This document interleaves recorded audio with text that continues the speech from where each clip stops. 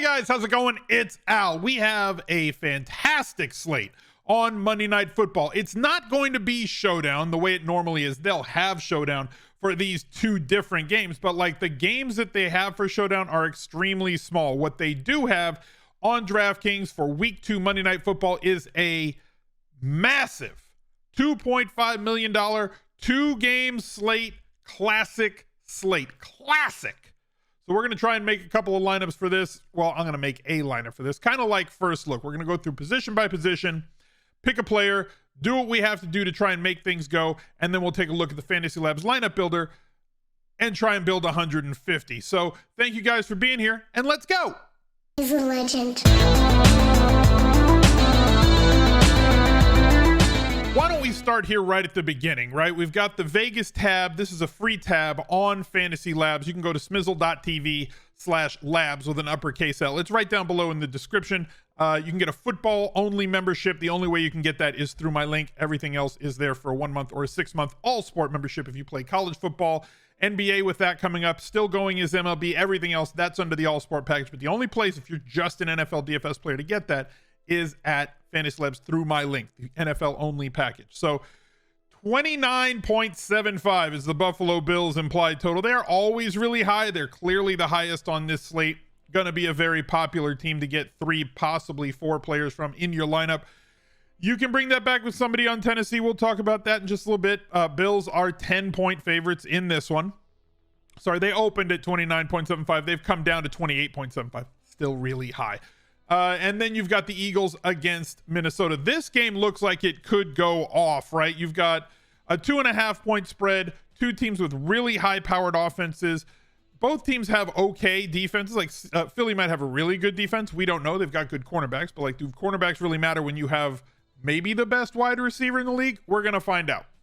Why don't we go over to Underdog Fantasy and fill out a pick'em card and do that before we get to the slate, right? So let's do a big one. I've got insurance on. I'm going to have 5 picks on this one. I got to hit 4 or 5 to win. If I hit 4, I get 2.5x. If I hit 5, I get 10x. To try and make this quicker for you, I did them off the air. Treylon Burks over 28.5 receiving yards. Josh Allen over 267.5 passing yards. Steph Diggs over, basically, is he going to have a touchdown or not? Justin Jefferson, anytime touchdown prop as well. We're going to take the over there. And Jalen Hurts, 287.5 total yards. That's passing and rushing. So we don't really need him to do all that much. Let's put this one up for like, I don't know. Let's go $100, right? 100 to win 1,000. If we can get all 5, if we get 4, we'll get 250. And we'll rock with that. Use promo code ALSMIZZLE, ALSMIZZLE, and you'll get up to $100 deposit bonus on your first deposit to the site. So we'll click submit on that, confirm. And then let's head over to DraftKings. As I said before, the 2.25 million. Did I say 2.5 in the intro? I meant 2.25. I forgot the 2. My bad. Looking at the slate, let's go position by position, right? So Josh Allen, the unicorn, he's really good. You know that we're trying to target 30-point plus outcomes at quarterback, right? If you're trying to win a GPP, that's what we're going for. On a 2-game slate, you kind of have to have everything that goes right. He is the most likely to hit 300 yards passing. He is the most likely to throw for greater than 2 touchdowns on this slate. He is the one that is most likely to have a rushing touchdown and multiple passing touchdowns. All apologies to Jalen Hurts. But if this game gets out of hand, you could definitely see them using the cadre of running backs that they have in the second half if it gets out of hand early. And Tennessee's offense doesn't look like it really has what it would take to deal with this Bills defense, right? So the spread is 10. I can see it getting out of hand, especially being in Buffalo. So like, if you want to take Josh Allen, that's fine with me. Personally, I think that Jalen Hurts is probably going to be the most popular quarterback on the slate. One, his rushing floor, right? Like, I don't think he's going to get 17 rush attempts a week. We're probably going to be closer to like between 8 and 12 most weeks, 8 and 11 most weeks. That's still enough to get him 60 yards on the ground and average about a half a touchdown. If he plays 16 games, probably going to have 8 rushing touchdowns with the way that his usage is around the goal line and as often as he runs the football. But He's probably going to be way more efficient in the air, as we kind of saw in week 1. Now, they had 4 different players run for a touchdown in week 1. That's not going to be an every week occurrence. Some of these passes, if he throws over 30 passes a week with A.J. Brown and Devonta Smith and Goddard, some of those guys are going to fall into the end zone instead of falling just short.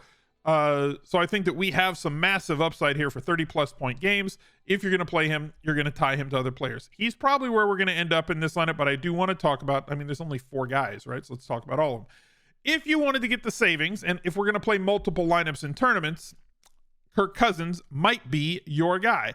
Going on the other side of that matchup, you can still have pieces of that Philadelphia offense. You're probably going to end up playing a defense against some of your players. You're going to have to allow that in the lineup builder, or just allow that in your brain if you're building by hand, because with 2 teams, a lot of the rules that we use in Classic aren't really in play on a 2-game slate. Like, we know this from Thanksgiving, that we could try to minimize the exposure to a defense against our quarterback, but like, you're going to end up with a defense against positional players on your team, and it just is what it is, right? Defenses can go off and players can go off. The Ravens defense this weekend did not have a bad day at all. They returned a touchdown, they had some sacks, a couple interceptions, and also 2 double stacks went for like 4 trillion points on the main slate this weekend. They're not mutually exclusive things, is what I'm trying to tell you. Defensive scoring is a lot more random. You don't want to stack your quarterback against the defense, but like if you have a wide receiver or running back, you can play it against that defense. That's a total aside. So Kirk Cousins, with this new offense that they're running, a lot of short passing, a lot more passing, a lot more single back, a lot less I formation, a lot less heavy formation. It suits the personnel that they have, and it suits his game. Like, he's a much maligned quarterback, but like, he has never really been bad for fantasy, right? Like, he throws for a ton of yards. He has weapons to complete touchdowns with Thielen once he gets around the goal line, and Justin Jefferson like literally everywhere.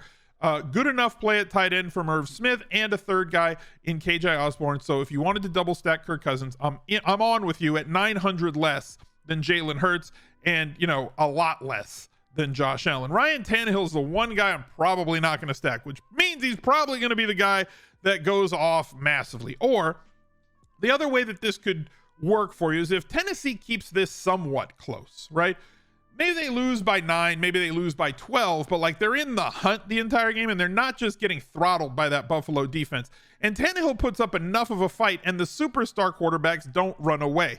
None of these guys has a 35-point game. They all have between, like, let's say 19 and 26 points. And if Tannehill can put up like 21 or 22, the savings that you get on a really super short slate like this could allow you to spend another 1,000, 2,000, or like, 2,600 upgrading other parts in your offense. So if you want to get to Tannehill to try and make that a thing, like, I'm okay with it. I'm going to go with Jalen Hurts. Hey, if you're still watching the video, take a second, click that like button. I would greatly appreciate it. Make sure that you subscribe to the channel and ring the notifications bell. I come out with like 8 videos a week here on the main channel, and another 6 on the fantasy football channel, smizzle.tv/ff, if you wanted to go check out everything that we have over there, as well as the DFS stuff here on the main channel. Now let's get back to building the lineup. Now, usually when I go with Jalen Hurts, I'm going to double stack him. So like in a main slate, but like, you're just going to end up there because those are the best plays on a slate like this, right? We want to have enough of the best plays possible. So like, Justin Jefferson is tough to get to, but I think that we can get there. Easy to play running backs on this slate. If you wanted to pay up, fine. I'm not a huge fan of paying up for Derrick Henry. If you're building a super contrarian lineup, then build that around the narrative that Tennessee is going to play with them in this game and Derrick Henry is going to rumble. You're going to get him at a lower ownership. Every ownership's going to be high on this slate because it's 2 games, right? But he'll come in way less than some of the other players that are going to project for higher numbers. One, at lower salaries. One being Miles Sanders, probably going to be the highest played running back on the slate. Got really good usage in week 1, 15 opportunities, got 3 inside the 5 carries. So the touchdown upside was certainly there for Miles Sanders. That's something that we absolutely love to see. And something I was kind of projecting was going to be the case all through the offseason when in my fantasy football stuff on the other channel, we were saying, look, he's too much of a value as you come out of the running back dead zone. People are overreacting to the 0 touchdowns he scored last year, and on a better offense with increased usage inside the 5-yard line, he should score between 6 and maybe 9 touchdowns this year. And I like to see that usage that we had in week 1. Hopefully that sustains. Now, I don't want to see him keep getting pulled off the field for like Boston Scott and Kenny Gainwell when they get inside the 10-yard line, but like the Eagles are going to eagle, and it is what it is. We're going to plug him in. I'm also going to use Devin Singletary in this lineup because, again, he's just too cheap. Similar type usage to what we thought we were going to get out of him, right? Zach Moss had a role in week 1, and Cook was nowhere to be found after fumbling. He's kind of in the witness protection program at this point. They like Zach Moss. He's going to be on the field. His price is cheaper if you wanted to go at $4,300. Good usage in the passing game too for him. I think that we're not going to get this consistently, right? But like in terms of like the carries, this is about where he's going to stay. In terms of the targets, 6 might be asking a whole lot. I think he's going to sit more around the 4 range.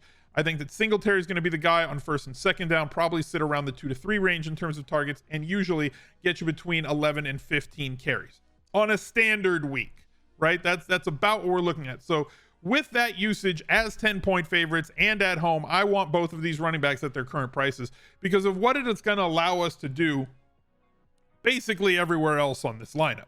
So once we go to wide receiver, there's a couple of players. One, we don't need, but like if I wanted to get somebody on Tennessee, Bobby Trees looked pretty good, but like he was locked down in the last game against the Giants. He was kind of erased from that game. Treylon Burks had very encouraging usage after being much maligned all through training camp, right? And the way that they utilized him, he got a lot of downfield targets. For a guy who is not stunningly athletic, at least not from a measurables point of view, their usage of him was exactly what we would want to see from somebody that we want to be good at fantasy, right? He's very good on the field. The tape is very good from him. And this is something that I wanted to see out of him. If I want to have somebody on that team to bring back with, it's probably going to be Treylon Burks. And then take a look at Kyle Phillips. He's questionable for Monday night's game. We don't know if he's going to play. He is the one who's on the field more right now. If he is going to play, go for it. They're going to be playing from behind. They're going to have to throw. Bobby Tree's going to get more usage moving forward, but I'm going to take the value guys at that position. Moving to the Buffalo Bills, Steph Diggs, the American hero, is $7,500. That's just ridiculous. Okay. All the usage that we got last year would predict that he would have had a higher touchdown output in 2021. He got the same usage in week 1 that he got from similar usage in week 1 to what he got last year. And he came through for us with 122 and a touchdown on 9 targets. He's the number 1 guy that they have in that offense. And the possibility that Gabe Davis may not play, he was a late add to the injury list. So again, monitor this coming up to game time. I'm recording this at like halftime of the Sunday football games on the main slate. So as Monday rolls along, monitor this situation. If Gabe Davis is out, I suggest that you should not play him. That's my expert advice for you. Don't play Gabriel Davis if he is not in this game. If he is out, that bumps Jamison Crowder, who plays primarily in the slot, splitting time right now with Isaiah McKenzie, also playing in the slot. And then we're going to have to see who gets run on the outside, whether it's going to be Jake Kumerow or whether it's going to be the rookie Khalil Shakir. So see who gets run in the case. Those are your guys in case Gabe Davis does not play in that game. Now, moving on with this lineup, right? Let's look over at Minnesota. Justin Jefferson, the all-world wide receiver. We can't fit him in this particular lineup. Ridiculous game in week 1. 184 yards on like 117, I think, air yards on the day. Great after the catch. His air yards usually are going to be over 100 this year. Some weeks he's going to have that week like Devonta where he gets like 170, 190 air yards. That wasn't the case in week 1. For those of you who don't know what air yards is, because a few of you were replying this week like you didn't, it means how far the ball travels out of the quarterback's hand from the line of scrimmage to the wide receiver, so that all they have to do is catch it and that turns into receiving yards, as opposed to yards after the catch where like they throw it to him 5 yards down the field and he rattles off like a 30-yard run. So air yards are somewhat predictive of future success as long as they are repeatable, as long as they're sticky as they are with somebody like Justin Jefferson. I'm going to leave this last wide receiver spot. Let's take a look at defense real quick. Oh yeah, the Philly wide receivers. I didn't talk about them. AJ Brown's really, really good. 13 targets, the kid's birthday party narrative squarely in play in week 1. I don't think he's going to average 13 targets a week. I think that Devonta Smith is not going to average 0 catches a week. He's just too good. And here was our philosophy coming into week 2, coming into the season, really. Tyreek Hill is an impossibility on one side of the field. Having as good a football player as Jalen Waddle on the other side of the field from Tyreek Hill, knowing that you have to camp a safety on top of Tyreek, knowing that you have to put your best cornerback on Tyreek, and allowing a great route runner and great football player like Jalen Waddle to run against one-on-one coverage against your secondary cornerback is a recipe for disaster for opposing defenses. We saw that materialize against the Ravens this week with their hobbled cornerback situation.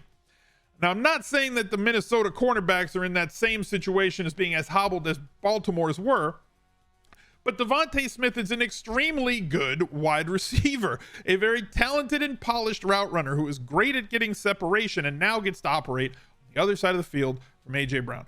These are the reasons why I was saying that I believe we're going to have a situation that's going to create a lot of open looks for Devonta. And I'm going to plug him in at 4,500 in this spot. Now let's go over to the defenses. Very easy to get cheap. We're not going to go with the Titans defense. The Bills are expensive. Vikings, fine, but I'm not going to play it against my quarterback. I get it. We're going to have some players that are just going to be playing against us. And that leaves me with 2,400 there for the Philadelphia Eagles and their great defensive line against Minnesota. I want dropbacks. I want to target teams that drop back a lot. And then we're going to take a look at tight end. Dawson Knox is a touchdown waiting to happen because of who his quarterback is. However, not going to get consistent service. Irv Smith should get more consistent service than the 2 targets that he got in week 1 when they squared off against Green Bay. I'm expecting him to average about 5.5 targets a game. So if you needed the savings, you could go to him. I think we can just get to Dallas Goedert. It's as easy as pie. And then come over to our flex spot. If I really want to, like, look, if you want to do something like this, you could just go here and then plug in Justin Jefferson and have a ridiculous kind of game stack. Here's an easy lineup that spends everything. Jalen Hurts, Miles Sanders, Singletary, Burks, Diggs, Smith, Goddard, Jefferson, Titans D, and just hope for like a kickoff return that they can maybe get a pick 6, maybe they get a fumble, maybe they pull one in and get all the way there. But like this is just a weird spot to have to be in. But it's a 2-game slate, and that's what 2-game slates do. Let's head over to the optimizer over at fantasylabs.com and go check it out. Smizzle.tv/labs with an uppercase L if you wanted to take a look at that. I don't have any settings set because this is a 2-game slate. I would suggest building groups. I'm not going to use a tight end in the flex position. I'll probably have some sort of shuffle. Build your rules as you want to. We can build a couple very simply. Pair your quarterback with at least one wide receiver and tight end from that team. Pair your quarterback with at least one running back, wide receiver, and tight end from the opponent, and just go with simple stacking rules for this one as we generate our 150. Remember, a lineup generator is not just as simple as click and print and make a whole lot of money. You do have to put a lot of work into building it, but it will make your time spent making those lineups and editing lineups a lot easier. So if you work a 9 to 5 and you want somebody else to do the work on projections, and having a way that you can build lineups and quickly see what the optimals are for tournaments or cash games, Fantasy Labs is a great tool for you to use. So thank you guys for watching. Look out for another video right there. He's a legend.